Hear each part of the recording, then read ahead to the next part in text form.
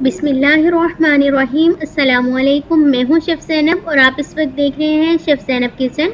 आज हम अपने किचन में बना रहे हैं मज़ेदार से फ़िश फ्राई। इतनी मज़ेदार है कि इसकी खुशबू पूरे मोहल्ले में फैल जाएगी। मैं आपको इसके क्रिस्पी होने का और ऐसी टिप्स बताऊंगी जिससे मसाला फ़िश फ्राई करने के लिए मैंने यहाँ पे फिंगर फ़िश का इस्तेमाल किया है, जो कि वज़न में देखी जाए तो 1 किलो है। ये आप देख सकते हैं कि इस तरह फिंगर स्लाइस में कटी हुई है। अगर आपके पास इस तरह कटी हुई ना हो तो आप काट भी सकते हैं और अपनी मर्जी के भी स्लाइस कर सकते हैं। बड़ा और खुला बर्तन ले लेंगे, इसके अंदर हम अपनी फ़िश ऐड कर देंगे। हम खुले बर्तन में फ़िश को मैरिनेट करेंगे तो मसाला बहुत अच्छे से इसके अंदर जज़ब होगा।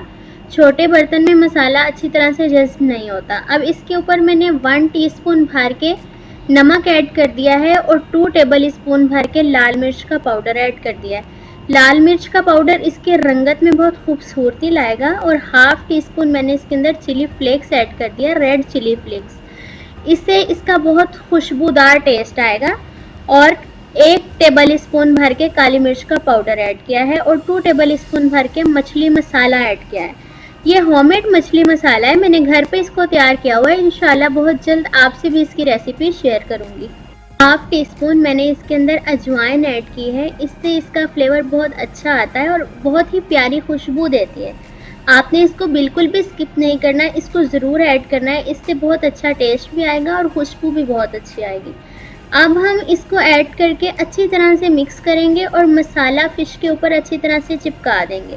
पानी बिल्कुल भी हमने ऐड नहीं करना इस स्टेज पे आके, ना ही तो आपने कोई कॉर्नफ्लोर, ना मैदा, ना बेसन ऐड करना है। बस अच्छी तरह से इसको मिक्स करना है। मिक्सिंग इसका असल काम है। देखिए मैंने इसको अच्छी तरह से मिक्स कर लिया है। फ़िश की मैरिनेशन के बाद हमने इसको फौरी फ्राई नहीं करना, बल्कि इसकी मैरिनेशन करके हमने इसको रेस्ट देनी है।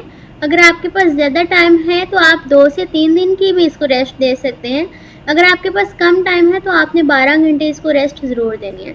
अब मैं एक रैप शीट ले लूँगी और इसकी मदद से इसको रैप कर दूँगी ताकि इसके अंदर बिल्कुल भी नमी ना आए। अगर आपके पास रैप शीट ना हो तो आप एयर टाइट किसी कंटेनर वगैरह का भी इस्तेमाल कर सकते हैं। फ़िश को मैरिनेट किए हुए 12 घंटे हो चुके हैं। अब हम इसका रैप शीट उतार देंगे और इसको चेक कर लेते हैं कि फ़िश मैरिनेट हुई है कि नहीं। तो ये आप देख सकते हैं कि कितने अच्छे से मसाला इसके ऊपर अप्लाई हो गया है। जो हमने मैरिनेशन लगाई है, इसको मसाला अच्छी तरह से ऊपर चिपक गया है, बिल्कुल भी उतरा नहीं है। हमने इसको फ्रीज़ किया हुआ था, अब मैं इसको रूम टेम्परेचर पे ले आई हूँ। अब हम इसको फ्राई कर लेंगे। फ्राई करने के लिए मैंने यहाँ पर बेसन का इस्तेमाल किया है।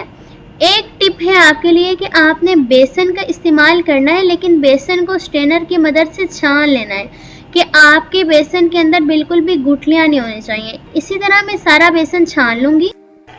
यहाँ पे मैंने सारा बेसन छान लिया है अच्छी तरह से। देखिए कोई भी गुठलियाँ बाकी नहीं है। अब हम इसके अंदर 1 टेबल स्पून भर के लाल मिर्च का पाउडर ऐड करें और 1/4 टीस्पून हम इसके अंदर नमक ऐड करेंगे। नमक हमने ज़्यादा ऐड नहीं करना। जो हमने मछली मसाला ऐड किया है उसके अंदर भी नमक था और हमने फ़िश पे भी हल्का सा नमक अप्लाई किया था, ज़्यादा नमक ऐड नहीं करना। अब इसकी अच्छी तरह से मिक्सिंग कर लेंगे और कोई भी मिक्सिंग कर लेने के बाद हम इसके अंदर पानी ऐड करेंगे। हमें जो बेसन है वो ज़्यादा थिक भी नहीं चाहिए और इतना ज़्यादा सॉफ्ट भी नहीं चाहिए, बिल्कुल नॉर्मल हमने इसको रखना है। धीरे धीरे हाथों से पानी ऐड करते जाएंगे। जनाब इसी दौरान अगर आप चैनल पे नए हैं और आपने चैनल को सब्सक्राइब नहीं किया तो चैनल को सब्सक्राइब करके बेल के आइकॉन को प्रेस कर लीजिए। ये आपकी तरफ से एक इनाम होता है, मोहब्बत होती है और हमारे लिए हौसला अफजाई होती है कि हम अच्छा काम करें। तो ये देखिए हमें इस तरह का बेसन चाहिए। फ़िश का पीस उठाएंगे और मैदे के अंदर हम इसको कोट करते जाएंगे, सॉरी बेसन के अंदर हम इसको कोट करते जाएंगे। इसी तरह से सारे कर लेंगे। हमने इसको बेसन बहुत ही आराम से लगाना है, ये नहीं कि आपने ज़ोर ज़ोर से इसको लगाना है। अगर आप ऐसा करेंगे तो मछली को जो हमने मैरिनेटेड मसाला लगाया हुआ है, मैरिनेट किया हुआ है, वो सारा उतर जाएगा। एक कढ़ाई में अब हम ऑयल गरम कर लेंगे। ऑयल को आपने फुल गरम करना है। अगर आपका ऑयल ठंडा होगा तो हमारा बेसन भी उतर जाएगा और जो हमने मैरिनेट किया हुआ है वो भी मसाला भी उतर जाएगा। या आप बबल से अंदाज़ा लगा सकते हैं कि इतने बबल्स आ रहे हैं, ऑयल इतना गर्म है। 2 से 3 मिनट आपने इस फ़िश को इसी तरह पकाना है। बाद में आपने लो फ्लेम पे इसको तकरीबन 4 से 5 मिनट पका लेना, तो हमारी फ़िश रेडी हो जाएगी। दरमियान में आपने इसको इसी तरह धीरे धीरे हाथों से उलटते पुलटते रहना है कि ये नीचे बिल्कुल भी चिपके ना। तो ये देखें कितनी मज़ेदार सी खूबसूरत सी फ़िश रेडी हो रही है और इसके ऊपर जो हमने बेसन लगाया है कितने अच्छे से ऊपर चिपक गया है। क्यों चिपका है? क्योंकि हमने इसको गर्म ऑयल में डाला है। अगर हम इसको ठंडे ऑयल में डाल देते ना तो ये फ़ौरी उतर जाता। देखिए कितनी मज़ेदार और खूबसूरत लग रही है। मज़ीद हम इसको 2 मिनट पका लेते हैं। टोटल हमने इसको 4 से 5 मिनट देने हैं। तो देखें कितनी मज़ेदार से खूबसूरत सी रेडी हो जाएगी। देखें इतनी मज़ेदार, इतनी अच्छी तरह पक गई है कि अगर मैं छुरी को अंदर कर रही हूँ तो दूसरे हिस्से से छुरी खुद ब खुद बाहर आ रही है। ये देखें कितनी मज़े की लग रही है। ये हमारी फ़िश रेडी हो चुकी है। अब हम इसको निकाल लेंगे और इसी तरह से बाकी रेडी कर लेंगे। जी तो जनाब, सारी फ़िश रेडी हो चुकी है जिसको मैंने डिश आउट कर लिया है। देखिए कितनी खूबसूरत लग रही है। जो चीज़ देखने में खूबसूरत लगती है इंसान उसी को ही खाता है ना। तो देखिए ये कितनी देखने में खूबसूरत लग रही है।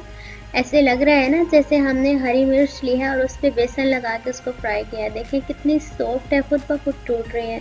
अगर आपको मेरी ये रेसिपी पसंद आई है तो वीडियो को लाइक करके चैनल को सब्सक्राइब करके बेल के आइकॉन को प्रेस कर लीजिए। इससे मेरी हर नई आने वाली वीडियो सबसे पहले आप तक पहुंचेगी। और फ्रेंड्स और फैमिली में तो ज़रूर ही शेयर कर दीजिए।